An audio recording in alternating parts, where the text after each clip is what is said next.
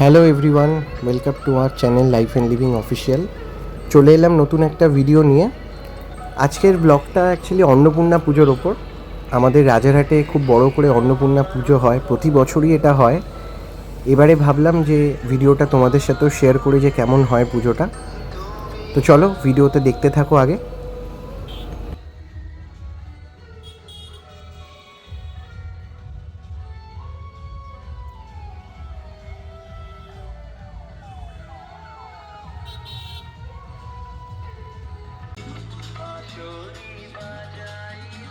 এই পুজোতে প্রতি বছরই প্যান্ডেলটা খুব ভালো করে সাজানো হয়। মানে প্যান্ডেলটার প্রতি বছর একটা একটা নতুন নতুন থিম থাকে।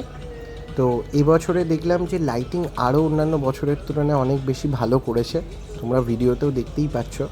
এই যে জায়গাটা এখন দেখতে পাচ্ছ এতটা ফাঁকা, আমরা গেছিলাম অ্যাকচুয়ালি সন্ধেবেলা 7টা নাগাদ। একটু পর থেকেই তারপর আস্তে আস্তে ভিড় হতে শুরু হলো। তো আমি চাইছিলাম যে একটু ফাঁকায় ফাঁকায় গিয়ে ঠাকুরটা দেখে আসবো, মাকে প্রণাম করে আসবো। তো সেই জন্যেই আমি একটু তাড়াতাড়ি গেছিলাম।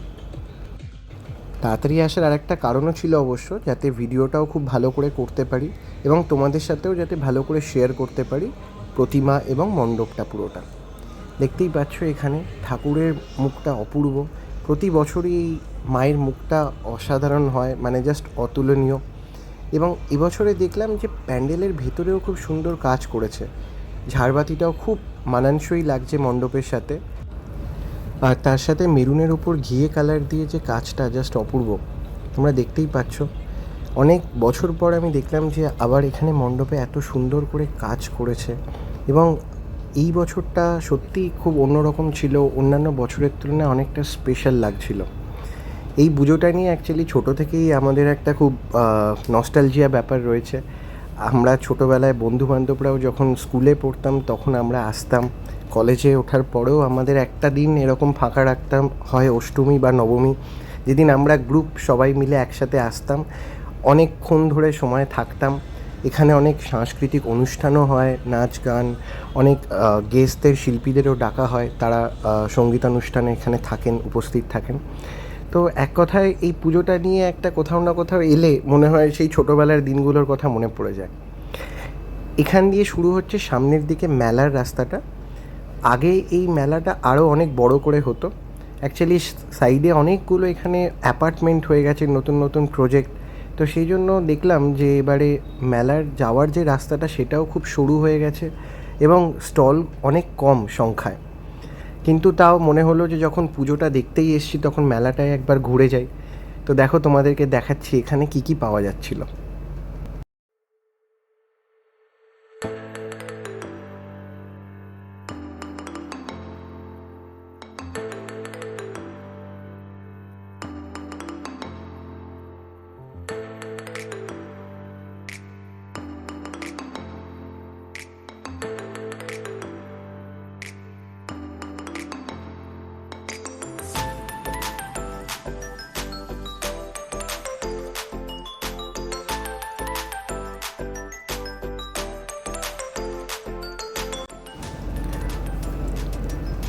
এখানে দেখো মেয়েদের জন্য অনেক কিছু পাওয়া যাচ্ছিলো। এই স্টলগুলো যখন কভার করছিল আমি তখন মিসেসকে অনেকবার বলছিলাম যে এখান থেকে তুমি কিছু নাও তোমার পছন্দ মতো, বাট ওনার এখানে কিছুই পছন্দ হলো না এবং মনে হচ্ছিলো যে অতিরিক্ত দাম, তাই ম্যাডাম ফাইনালি কিছু নেয়নি।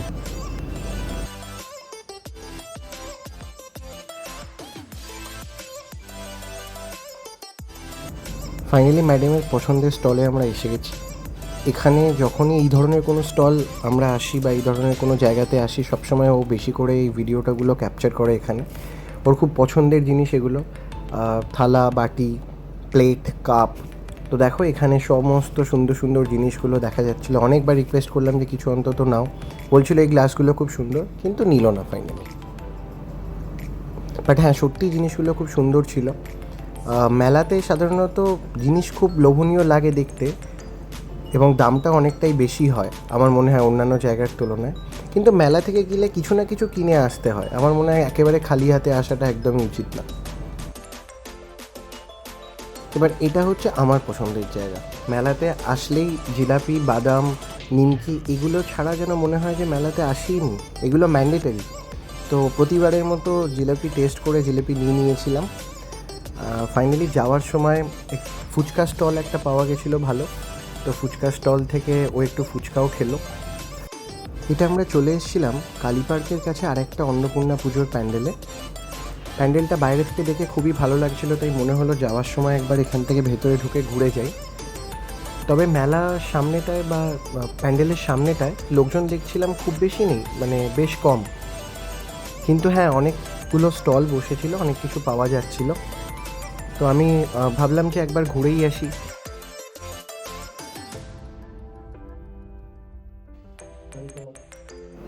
ভেতরে ঢুকে ঠাকুরটা দেখে সত্যিই খুব মনটা জুড়িয়ে গেল।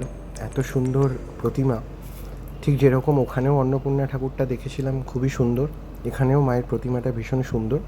প্যান্ডেলটা খুব ছিমছাম সাধারণের মধ্যে ছিল, কিন্তু ঠাকুরটা এক কথায় অসাধারণ ছিল। তো এটাই ছিল আমাদের অন্নপূর্ণা পুজোর ব্লগ। তোমাদের যদি ভিডিওটা ভালো লেগে থাকে তাহলে অবশ্যই লাইক, কমেন্ট আর শেয়ার করো, আর আমাদের চ্যানেলটা সাবস্ক্রাইব করতে ভুলো না। তোমাদের সাথে খুব তাড়াতাড়ি দেখা হচ্ছে আবার একটা নতুন ভিডিওতে। সবাই ভালো থেকো, সুস্থ থেকো।